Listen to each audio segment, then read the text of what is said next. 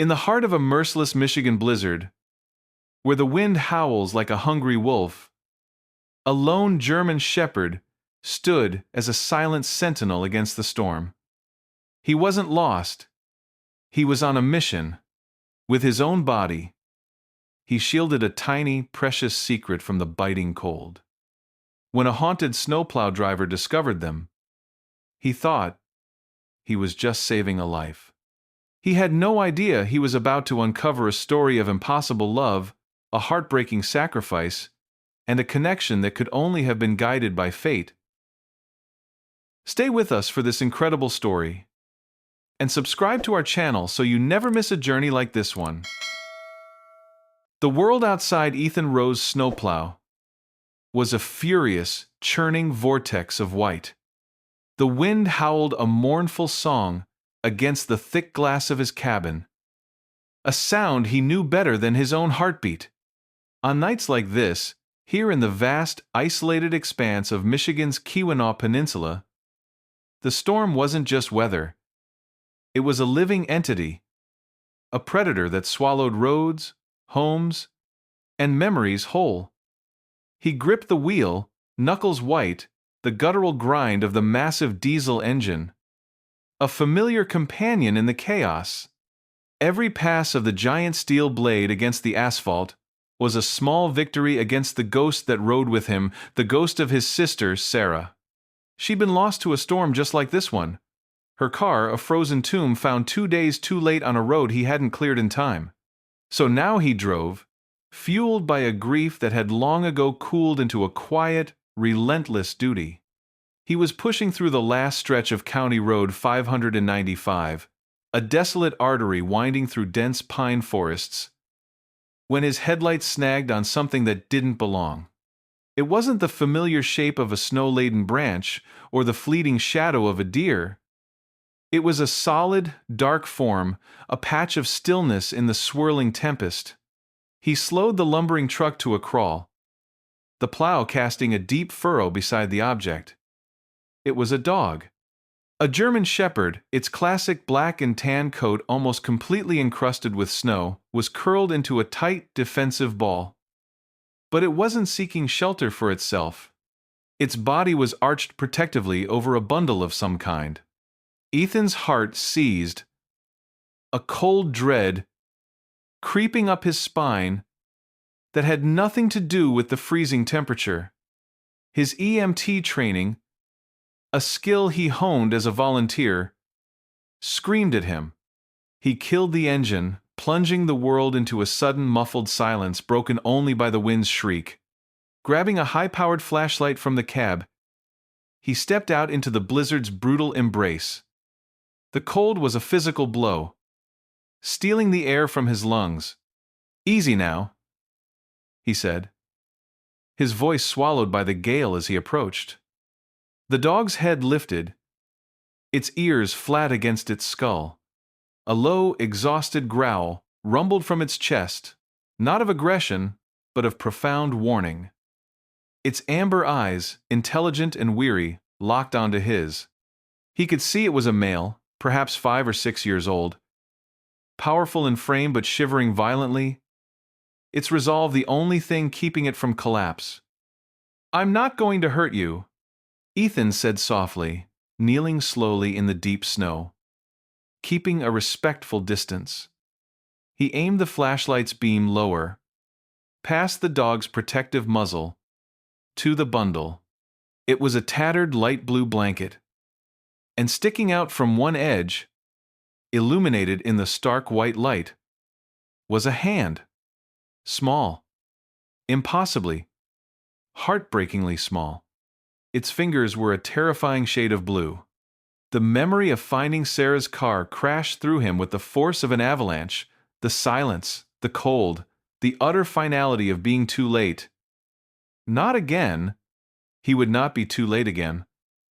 "Okay, boy. Okay, Max," he whispered, giving the dog a name, a connection. "You've done a good job. A real good job. But you have to let me help now. You have to." He slowly unzipped his heavy-duty Carhartt jacket, the one insulated to withstand these brutal winters. The dog, Max, watched his every move, the growl subsiding into a faint, pleading whine, as if he understood. With deliberate, calm movements, Ethan reached forward. Max flinched, but did not move away. He gently pushed aside the frozen blanket. Inside was a baby girl, her face pale and still, her tiny chest barely moving. For a second, Ethan feared the worst, but then he saw it. A faint, misty puff of breath in the frigid air. She was alive. With a surge of adrenaline, Ethan scooped the infant into his arms. She was terrifyingly light. He swiftly wrapped her in the warm, fleece-lined interior of his own jacket, pressing her against his chest, trying to force his own body heat into her tiny frozen frame. He turned back to the dog. "Come on, Max," he urged, his voice cracking. "Let's go! Your job's not done yet." The German shepherd struggled to its feet, stumbling for a moment before finding its footing. It followed Ethan to the truck, a silent, loyal shadow, and with a final push of effort, hopped into the passenger side of the cab. The journey to the Keweenaw General Hospital was a blur of roaring engine, flashing lights, and frantic prayers. Ethan radioed ahead, his voice calm and professional, as he relayed the vitals, a stark contrast to the storm of emotion raging inside him. He burst through the emergency room doors, the baby still cradled against his chest, Max limping faithfully behind him.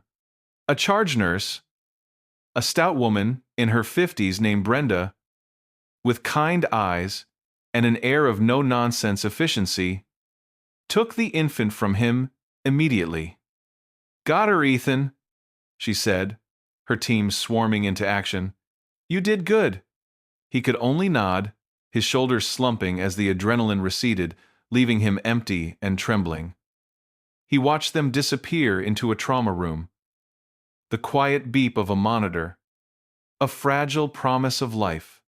He leaned against the wall, the cold from the outside world still clinging to him. A little while later, Brenda returned. "She's a fighter. We're warming her up. She's going to make it." She looked at him, then at the dog sitting patiently by the door. "We're calling her Hope." Ethan looked at Max. A veterinarian had given him a quick check, cleaning a small gash on his leg and confirming he was suffering from exhaustion and hypothermia, but was otherwise strong. They had offered him a warm bed in an empty office, but the dog refused. He sat there, a stoic sentinel, his body perfectly still, his gaze fixed on the closed door of the room where the tiny life he had saved was fighting to hold on. His watch wasn't over. The blizzard blew itself out by dawn, leaving the world scoured clean and dazzlingly bright under a brittle blue sky. Inside Keweenaw General, the hushed rhythms of the morning shift had taken over. Ethan sat in a hard plastic chair in the hallway, the exhaustion a heavy cloak on his shoulders. He hadn't left. He couldn't. A few feet away, Max lay on a blanket a nurse had provided, his posture relaxed but his head always up, ears twitching at the slightest sound from the nursery door. The story had already begun to ripple through the hospital and the small surrounding town. Nurses on their breaks would stop by with a quiet smile, offering Ethan a fresh cup of coffee or simply placing a hand on his shoulder.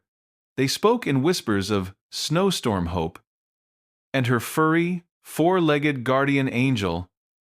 For a few hours, in the warm afterglow of the miracle, it felt like the world was on their side. That fragile peace was broken by the sound of determined, clicking heels on the polished linoleum floor.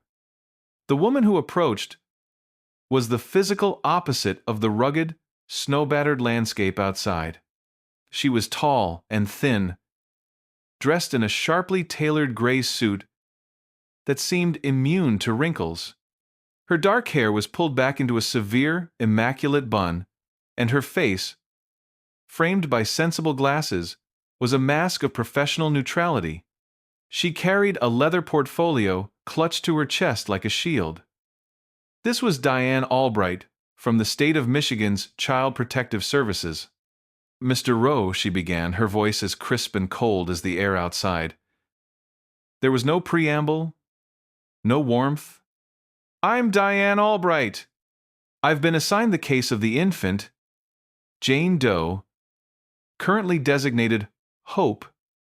She didn't look at Ethan as much as through him, her eyes cataloging facts.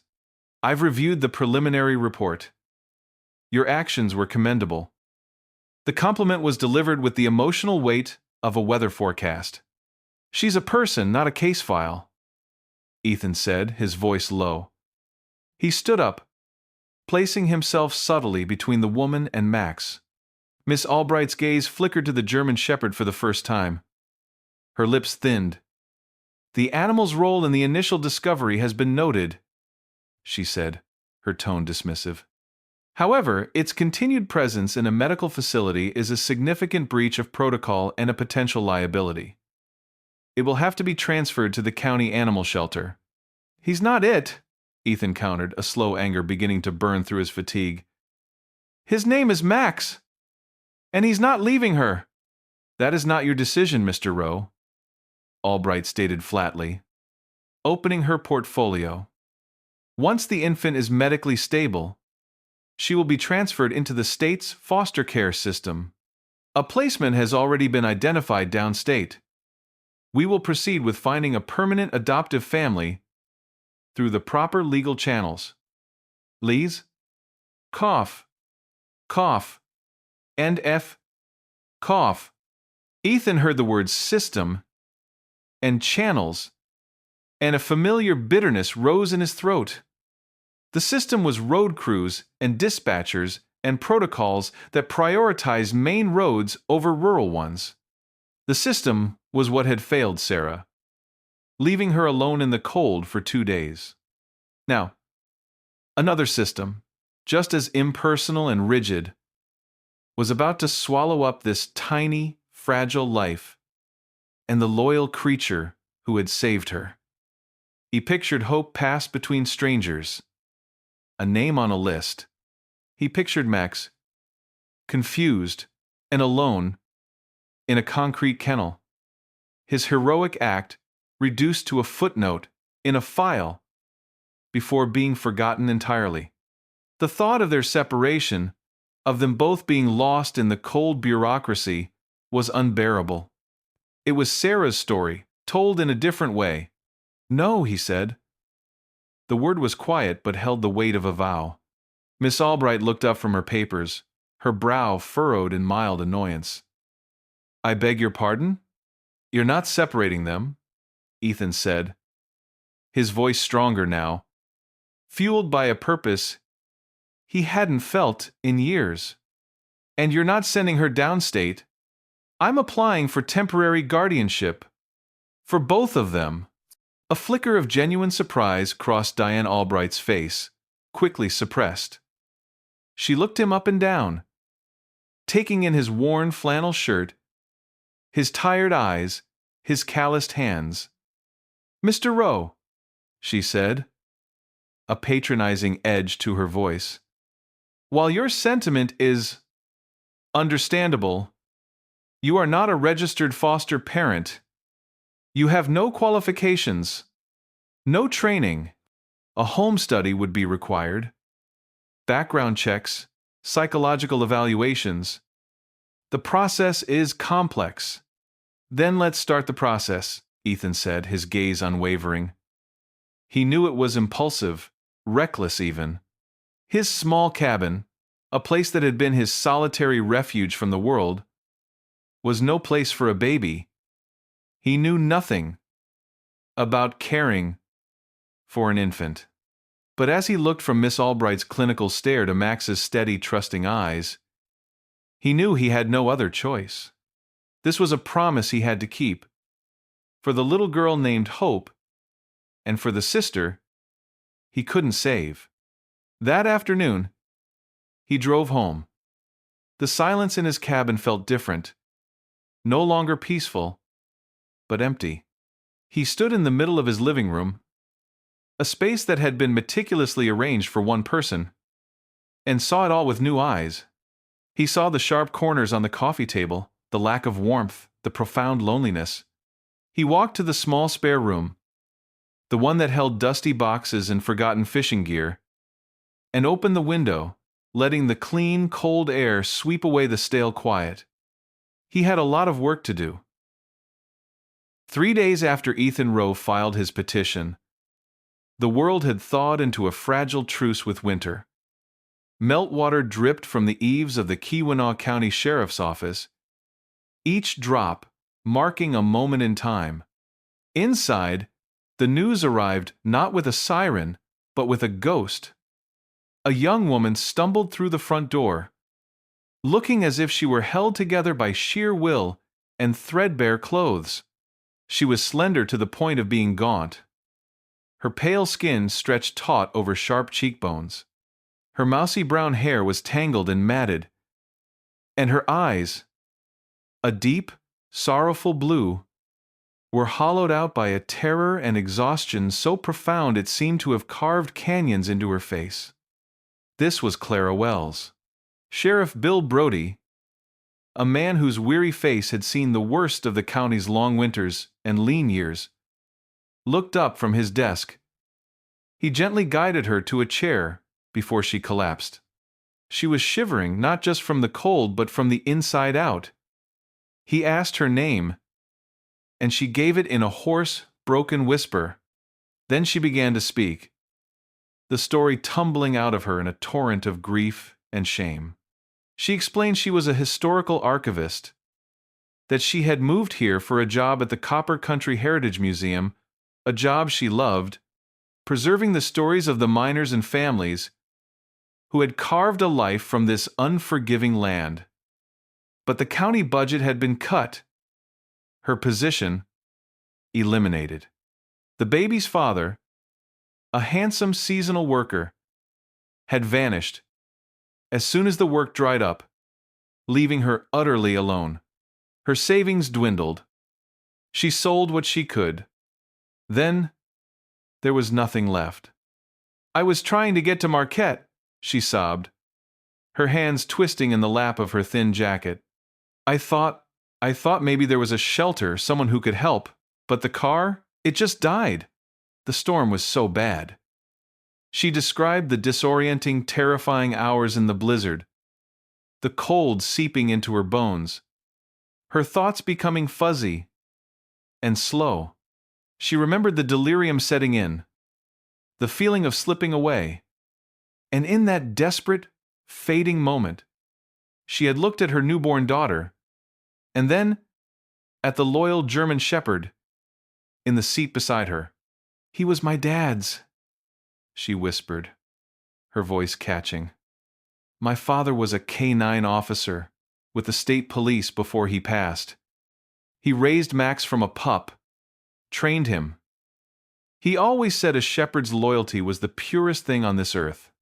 He said Max had the heart of a protector just like his own partner." In her hypothermic haze, that memory was the only clear thought she had. It was an anchor. She knew she was failing, that she was fading, but Max wasn't. He was strong, vigilant, and bound by a legacy of service. "I couldn't save her," Clara cried, the words torn from her soul. "But I knew he could. I knew he would. I wrapped her up and told him to protect her. It was the last thing I remember." Sheriff Brody listened patiently, his expression unreadable. When she was finished, he made 2 calls. The first was to a local doctor. The second was to Ethan Rowe. When Ethan arrived at the station, he was prepared to face a monster. For 3 days, he had imagined the kind of person who could leave a child to die in a snowbank. But the woman sitting in the drab interrogation room was not a monster. She was a child herself, practically, looking small and fragile under the harsh fluorescent lights. His anger, the righteous, protective anger he had nursed on behalf of hope, faltered. It was replaced by a confusing, aching pity that settled heavy in his chest. Sheriff Brody made the introduction. "Ethan, this is Clara Wells. Clara, this is the man who found your daughter." Clara flinched at the word "found" and hugged herself tightly, refusing to meet Ethan's eyes. He saw the shame that radiated from her. So powerful, it was almost a physical presence in the room. He wanted to hate her. For the risk she had taken. For the trauma she had inflicted upon her own child. But looking at her, he saw the same hollowed-out despair he saw in the mirror on his worst nights. He saw the face of someone who had been utterly defeated by the world. Why? The question left his lips before he could stop it. Quieter than he intended, Clara finally looked up, her blue eyes swimming with unshed tears. "I told you why," she whispered, her voice directed at the table between them. "I trusted him. He was all we had left." Before anyone could say more, the door opened, and Diane Albright from CPS stepped in, her presence immediately sucking the fragile warmth from the room. She had been informed and had driven up immediately. She looked from Clara's tear-streaked face to Ethan's conflicted one with an impassive expression. "Miss Wells," she said, her voice devoid of any sympathy, "while your account is noted, you must understand that from a legal standpoint, your actions constitute felony child abandonment. The state will be proceeding accordingly." The official words, so cold and final, hung in the air. Clara visibly crumpled, a silent sob shaking her entire body. Ethan felt a muscle jump in his jaw. The system was already closing in, its gears grinding, ready to crush what little was left of this broken woman. He looked at Clara Wells, the mother of the child he had sworn to protect, and for the life of him, he could not tell if he was looking at an enemy or another victim. The meeting with Clara left Ethan adrift in a sea of conflicted emotions. The clear, righteous anger he had felt was now muddied by the raw image of her despair. To help her case, and perhaps to find some solid ground for his own feelings, he got permission from Sheriff Brody to retrieve Clara's personal effects from her derelict car before it was sent to the scrapyard. He found the car at the back of the county tow lot, a sad, rust-eaten sedan that looked as defeated as its owner. The air inside was stale and cold, a tomb of lost hope. The belongings were meager: a well-worn book on infant care, a couple of thin, threadbare blankets, and a small, cardboard box tucked under the passenger seat. He took the box back to his cabin that evening. The fire crackled in the hearth, casting dancing shadows on the log walls. He felt like an intruder as he lifted the lid, a voyeur peering into the wreckage of a life.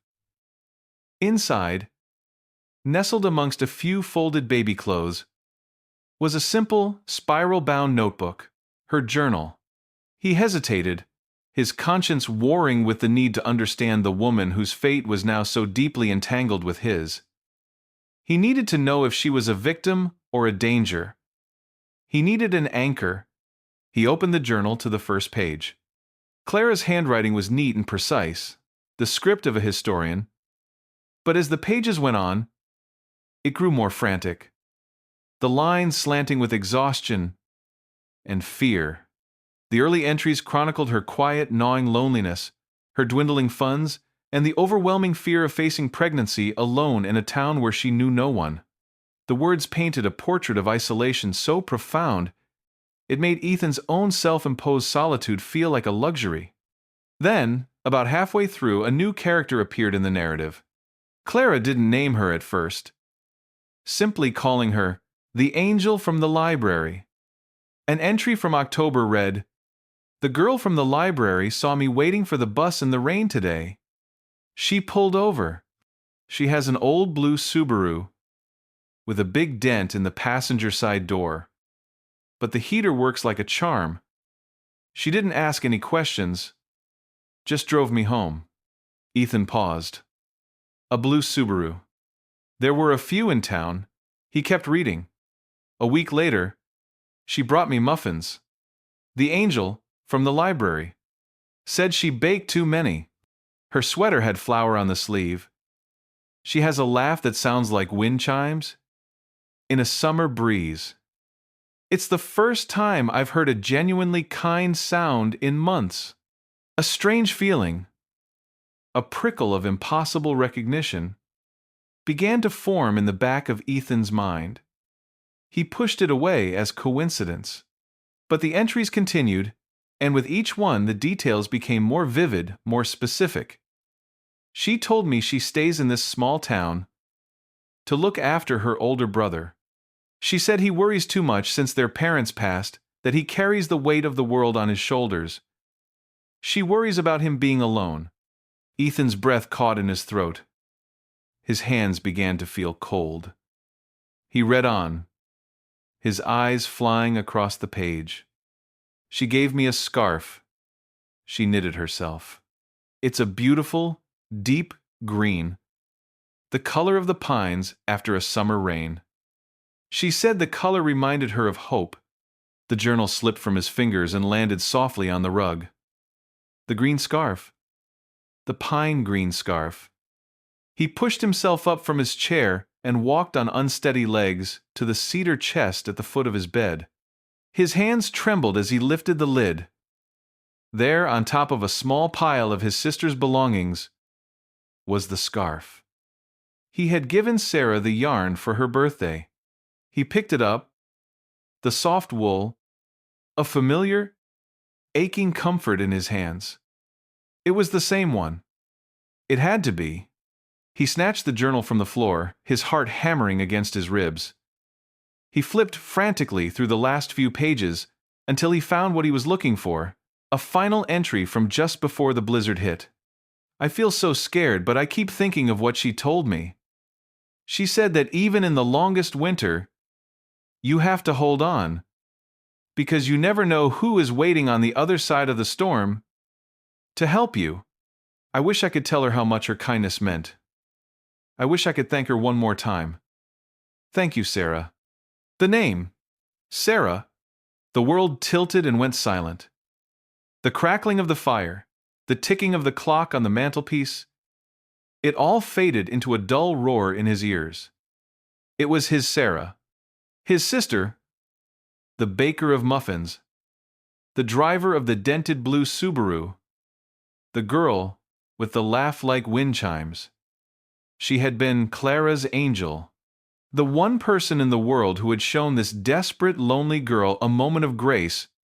The anger, the pity, the confusion that had warred inside him for days, it all dissolved, washed away by a wave of understanding, so powerful, it buckled his knees. This wasn't a coincidence. This was a thread, a sacred, unseen connection woven from his sister's kindness. He wasn't just saving a stranger. He was answering his sister's last, unspoken prayer. He was finishing the work she had started. The responsibility he had felt before was a shadow compared to the profound, unshakable mission that now settled in his soul. He looked at the journal, at the scarf, and knew, with absolute certainty, that he would not let Sarah's last act of kindness be in vain. The Keweenaw County courtroom was small and paneled in dark, solemn wood that seemed to have absorbed a century of human troubles. Ethan sat beside Clara, who was pale and trembling, her hands clenched so tightly in her lap that her knuckles were white. Across the aisle, Diane Albright sat perfectly poised, her leather portfolio open, her expression confident, The air was thick with a tension that felt heavier than any snowstorm. Miss Albright stood and delivered her closing argument, her voice sharp and precise. She methodically laid out the legal statutes for child endangerment and neglect, painting Clara's actions not as a desperate choice, but as a catastrophic failure of parental duty. She dismissed Ethan's petition as the well-meaning but dangerously naive impulse of an unqualified citizen. As she spoke, Ethan could feel the hope in the room draining away, leaving behind the cold, hard certainty of the law. The case seemed lost. Then the judge turned her attention to him. She was Judge Evelyn Hayes, a woman in her late 60s with silver hair pulled back in a simple clip and a face etched with the fine lines of wisdom and patience. She had served this community her entire life, and her gaze missed nothing. "Mr. Rowe," she said, her voice even, "do you have anything to add?" Ethan rose, his heart pounding. He felt Clara's terrified eyes on him. "Your Honor," he began, his voice steady despite the tremor inside him. "Everything Miss Albright said about the law is true. The facts on paper are clear." He took a deep breath. "But the facts on paper don't tell you about the disorientation of a Keweenaw whiteout. They don't tell you what it feels like when the cold steals your ability to think, and all you have left is one single instinct to protect your child." He held up the worn, spiral-bound journal. "And they don't tell you about this." He opened it to a marked page. "This is Clara Wells's journal. In it, she writes about her life here, about being alone and scared. But she also writes about a friend, the only friend she had." He began to read, his voice filling the silent courtroom. He read about the girl from the library with the kind laugh, the one who brought hot soup and knitted a green scarf, the color of hope. When he finished, he looked directly at Judge Hayes. "Your Honor, that girl with the dented blue Subaru, the girl who showed Clara such unconditional kindness, was my sister, Sarah Rowe. The sister I lost in a blizzard 5 years ago because we couldn't find her in time." A collective gasp went through the courtroom. Clara stared at him, her eyes wide with disbelief and dawning comprehension. Miss Albright's professional composure finally cracked, her mouth falling slightly open. "I am not just a stranger fighting for another stranger," Ethan continued, his voice thick with emotion. "I am here today as Sarah's brother. I am here to finish the work she started. She saw the good in Clara Wells, and I see it now too. I am asking this court to give me the chance to be the support system for Clara and Hope that my sister would have been. I promise to provide a safe home, stability, and a chance for this mother to heal and raise her child." He sat down, the silence in the room profound. Judge Hayes looked at the journal, then at Clara's tear-streaked face, and finally at Ethan. She was quiet for a long time, her gaze distant, as if looking out over all the long winters this land had endured. Finally, she spoke, her voice gentle but firm. "Miss Albright, the law you cite is designed to protect children, and that is a noble and necessary purpose. But the law must also be tempered with an understanding of the human condition. It must have room for grace." She turned her gaze to Clara and Ethan.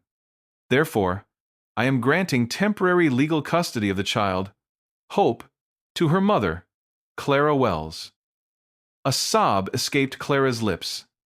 "This custody is granted under one strict condition, that for a probationary period of 1 year, you and your child will reside with Mr. Ethan Rowe, who will act as a court-appointed guardian and mentor."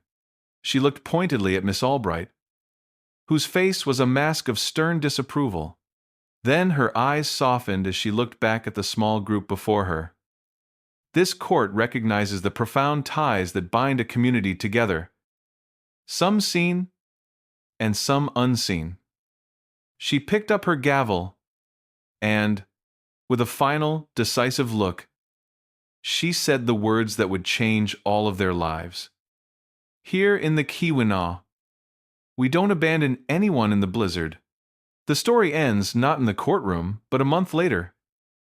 As the deep winter snows finally began to recede, revealing patches of damp, hopeful earth, inside Ethan's cabin, the silence was gone, replaced by the soft sounds of life. The scent of baby powder and warm milk mingled with the smell of wood smoke. Ethan came home from his shift to find Clara humming a quiet lullaby to Hope, who was cradled in her arms. The haunted look in Clara's eyes had been replaced by a fragile, tentative peace. At their feet, Max lay on the rug, his great head resting on his paws, his amber eyes watching over his small human, his watch finally at ease. Ethan, Clara, and Hope stood by the large picture window, looking out as the setting sun cast a warm, golden glow on the melting snow. They were a family forged not by blood but by a storm, a legacy of kindness, and a loyal dog who refused to let hope die. They were home. This story reminds us that true family is not always found in the connections we are born with, but in the ones we choose to build in the aftermath of a storm. It shows us that loyalty sometimes speaks not with words, but with the silent, unwavering presence of a guardian who refuses to leave our side. We believe that stories like this, tales of hope, and unexpected grace, are a vital light in the world. If you wish to help us share more of them, to continue finding the warmth in a world that can feel cold, we hope you will join our community by subscribing and become part of this journey with us.